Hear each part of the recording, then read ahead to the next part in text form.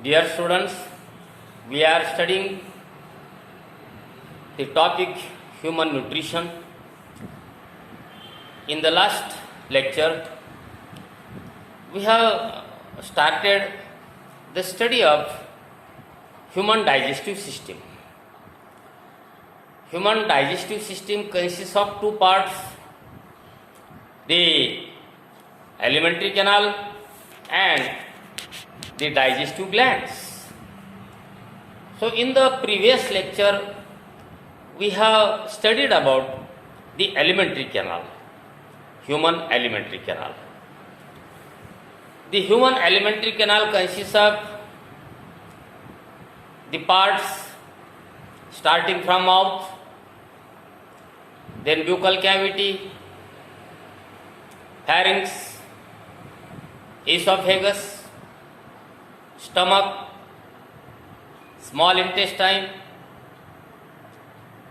three parts of small intestine. First part, duodenum, middle part, jejunum, and the terminal part, ileum.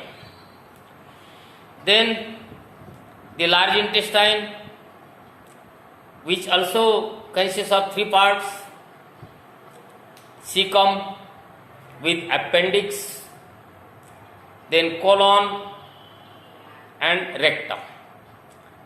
So we have studied these parts of alimentary canal in the previous lecture. Now in this lecture we have to study about the digestive glands which are associated with the alimentary canal. There are three types of digestive glands which are associated with the alimentary canal.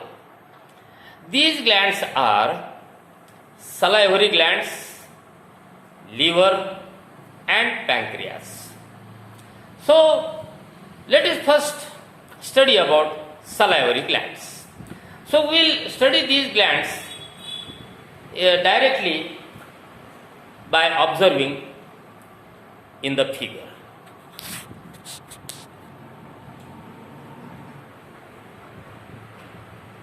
Salivary glands are three pairs of glands.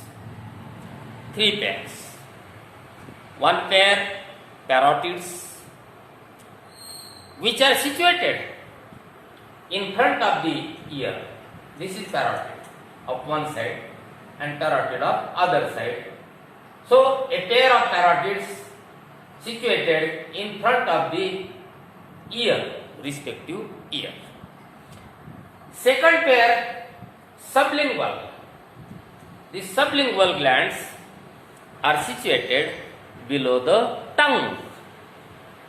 The third pair is submandibular or submaxillary, and these are situated below lower jaw. Now, these salivary glands secrete a substance called as saliva. Saliva is secreted by two types of cells. One, the serous cells which secrete enzyme salivary amylase, or also called as ptyalin, and the other types of cells are called as mucus cells, and these cells secrete the mucus. So these are the two components of saliva: one, enzyme salivary amylase, and the other one, mucus. Now this saliva secreted by all the three pairs of glands is carried to the buccal cavity. Now what is the role of this saliva in buccal cavity? First of all, salivary amylase or ptyalin, this enzyme brings about partial digestion of carbohydrates. So, the complex carbohydrates are converted into simpler sugars, which are disaccharides like sucrose, maltose, etc. So, this digestion of carbohydrates is not complete, but it is partial digestion. So, it is carried out by the enzyme salivary amylase. Now, the function of mucus is to lubricate the food and make the boluses of the food for easy swallowing. So, this is the function of salivary glands. Now, another type of glands associated with the alimentary canal is liver. The liver is the largest gland in our body. It is situated in the abdominal cavity below diaphragm. It is situated just to the right side of the stomach. It is dark reddish brown in color. Weight about 1.2 to 1.5 kilograms in adult. The liver has two lobes. The right lobe and left lobe. Now, each liver lobe is further divided into hepatic lobules. Each hepatic lobule is covered by a thin layer of connective tissue called as Glissen's capsule. Each hepatic lobule is further divided into hepatic cords. And each hepatic cord consists of the hepatic cells in paired sequence. So, in all, the liver consists of hepatic cells. Hepatic cells are secretory cells. These are also called as liver cells. These liver cells are of two types. One, the hepatic cells which secrete bile, पित्त म्हणतो आपण त्याला, bile. And the other types of cells called as Kupffer cells. Kupfers, Kupffers cells, Kupffer cells. These are phagocytic cells, and they perform two functions. One, detoxification of toxins, and the other function, the destruction of dead RBCs, dead red blood corpuscles. Now, what is the overall function of liver? Liver is very important organ in our body. It performs so many functions. Number one,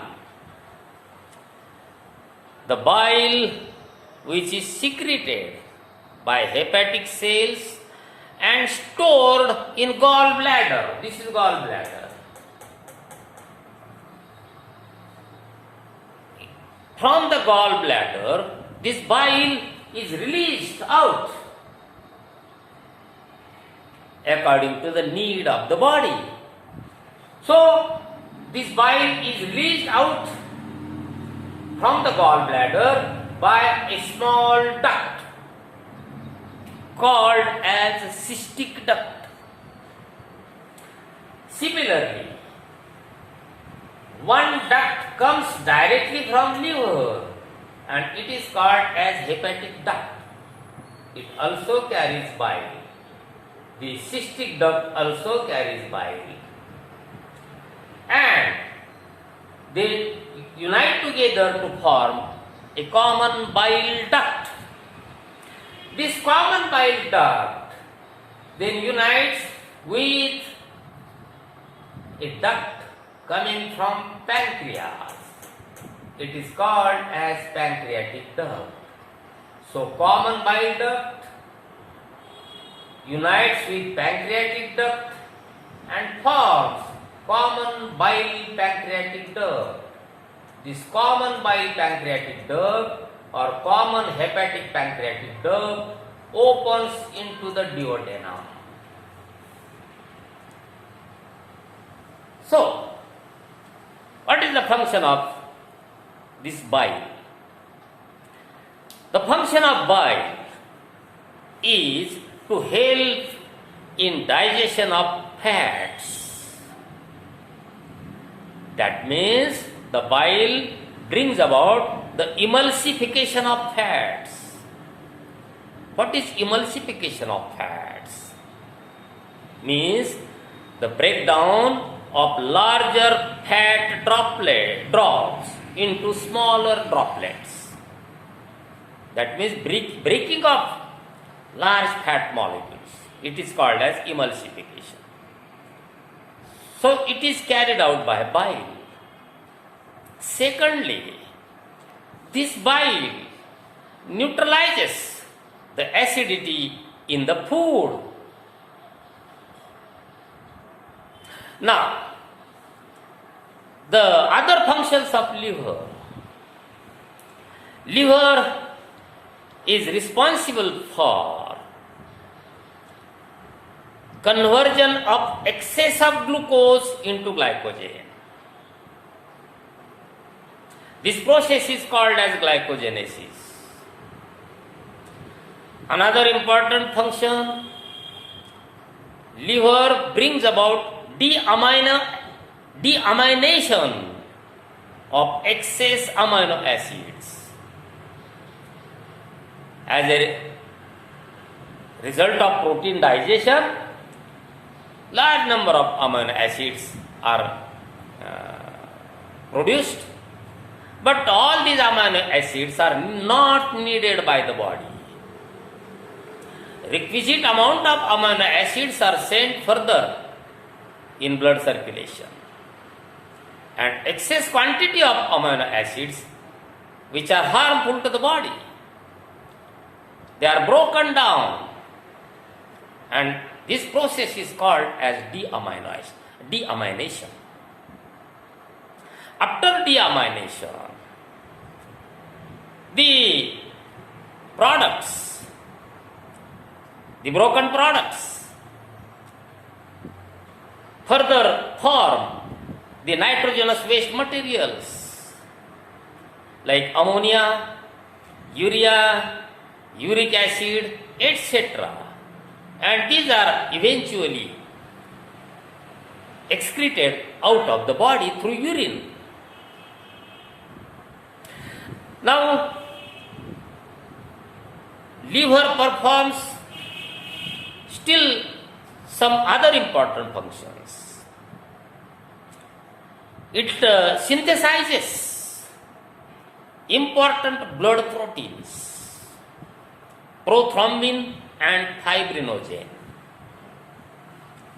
Next, it synthesizes the RBCs, red blood corpuscles, in the body of fetus. That means when the fetus grows into the uterus of mother, बाळ जेव्हा पोटात वाढत असतं तेव्हा त्याच्यामध्ये जेव्हा blood तयार होतं त्या ब्लडमध्ये ज्या आरबीसीज तयार केल्या जातात त्या लिव्हरमधून पाठवल्या जातात तयार करून. सो liver also acts as A हिमोपॉयटिक organ.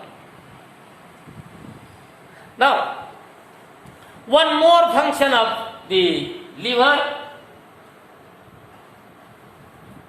it also synthesizes vitamins A, D, K and vitamin B12 are synthesized in liver. And one still important function, the Kupffer cells, which are phagocytic, they destroy the worn out or the dead RBCs.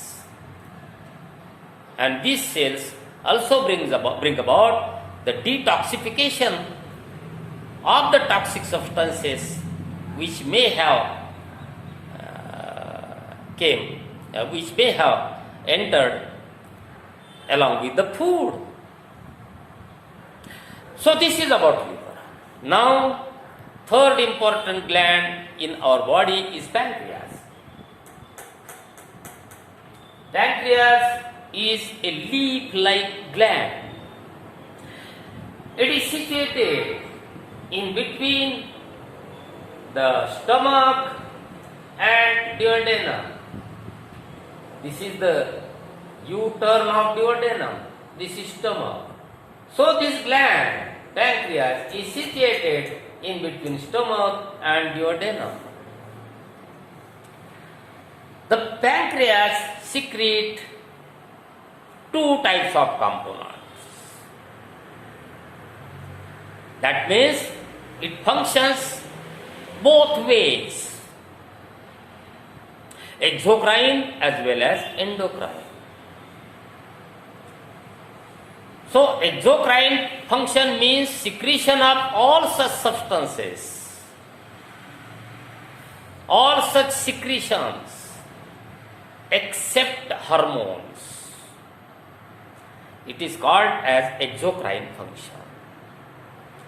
Endocrine function means secretion of hormones. So pancreas performs both the types of functions. So let us study about the histological structure of pancreas.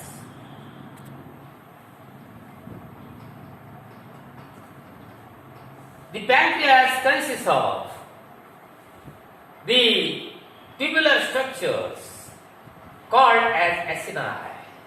Acini, singular acinus. These acini are lined by secretory cells. Secretory cells. And these cells of the acini secrete juice which is called as pancreatic juice. And this pancreatic juice contains different types of digestive enzymes. Proteolytic, amylolytic, lipolytic and nucleases also. So different types of enzymes are present in the pancreatic juice. So this is exocrine function. Another component of the pancreas is the islets of Langerhans. These are specialized cells, specialized endocrine cells situated in the connective tissue in between the acini. So these cells, islets of Langerhans, they occur in groups, hence called as islets, groups. These are three types of cells. Alpha cells, which secrete hormone glucagon. Beta cells, which secrete hormone insulin. Delta cells, which secrete hormone somatostatin. So,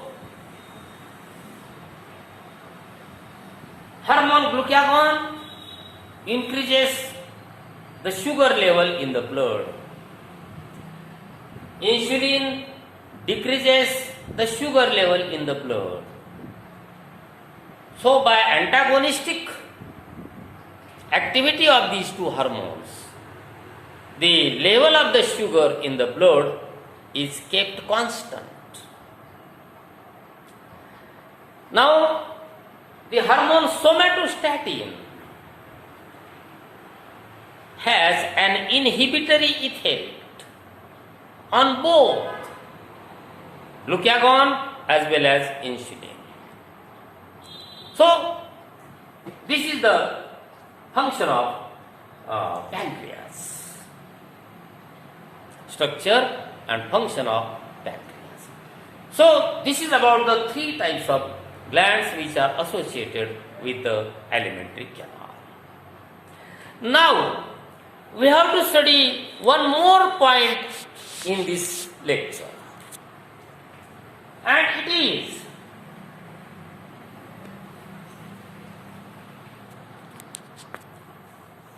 the histology of the alimentary canal. Histology means internal structure at tissue level. So, histology of alimentary canal means histology of stomach and histology of small intestine. That means this can be studied by taking transverse sections of stomach as well as transverse section of small intestine.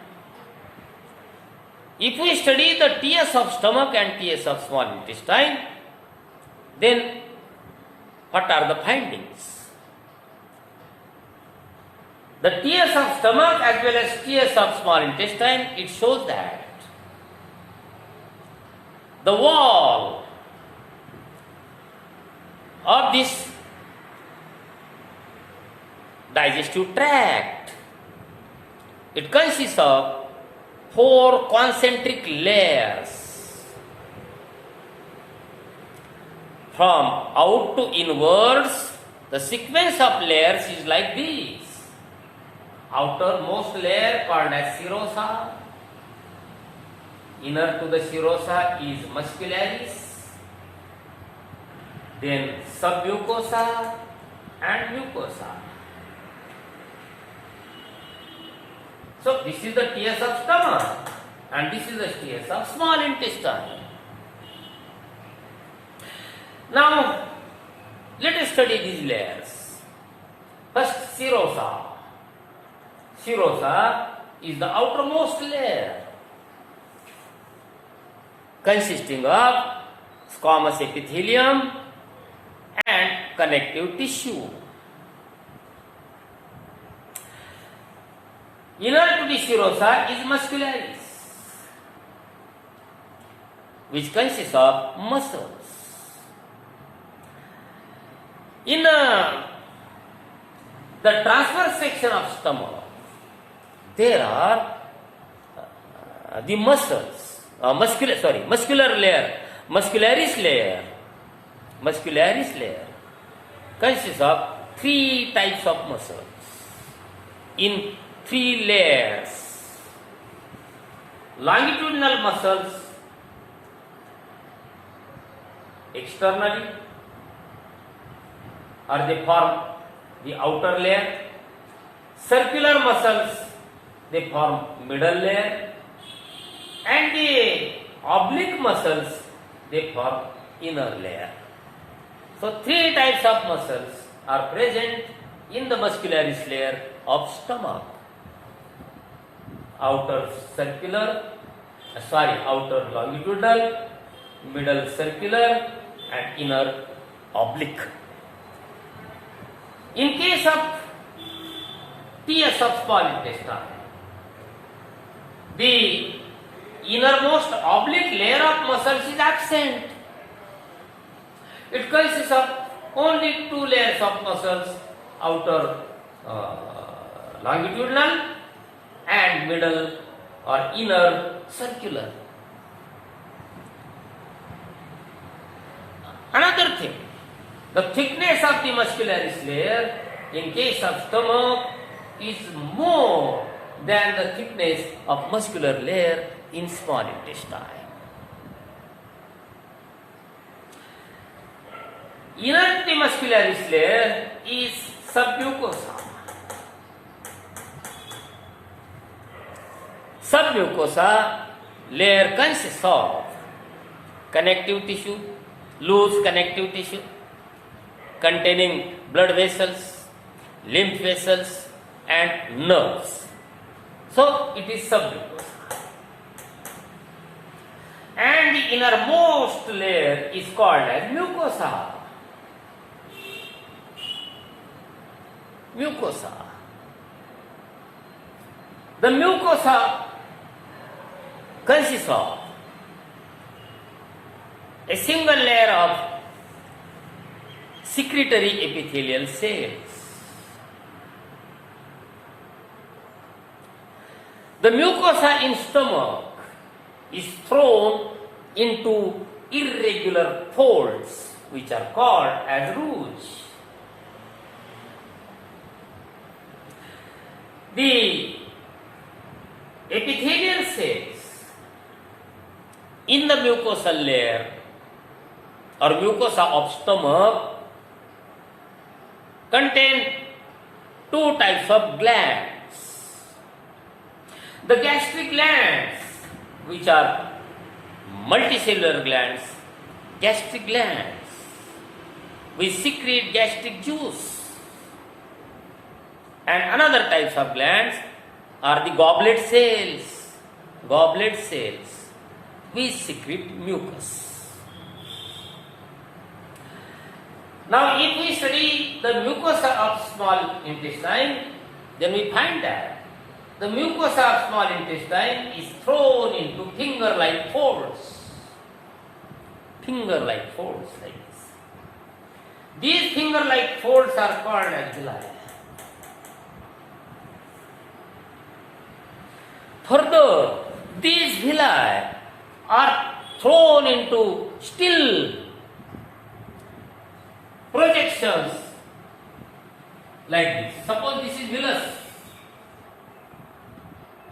and this villus is further thrown into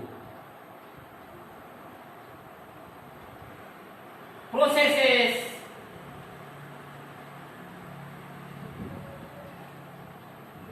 which are called as microvilli. So this is villus.